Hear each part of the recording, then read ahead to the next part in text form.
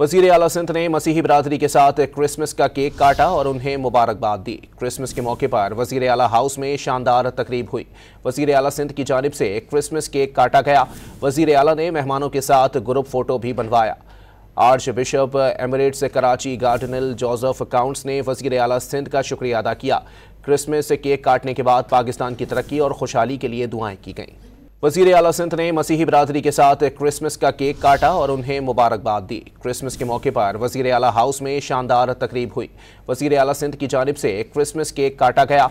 वज़ीर आला ने मेहमानों के साथ ग्रुप फोटो भी बनवाया। Archbishop emeritus Karachi cardinal Joseph Coutts ने वज़ीर आला सिंध का शुक्रिया अदा किया। क्रिसमस केक काटने के बाद पाकिस्तान की तरक्की और खुशहाली के लिए दुआएं की गईं। वज़ीर आला सिंध ने मसीही बरादरी के साथ क्रिसमस का केक काटा और उन्हें मुबारकबाद दी। क्रिसमस के मौके पर वज़ीर आला हाउस में शानदार तकरीब हुई। वज़ीर आला सिंध की जानिब से क्रिसमस केक काटा गया। वज़ीर आला ने मेहमानों के साथ ग्रुप फोटो भी बनवाया।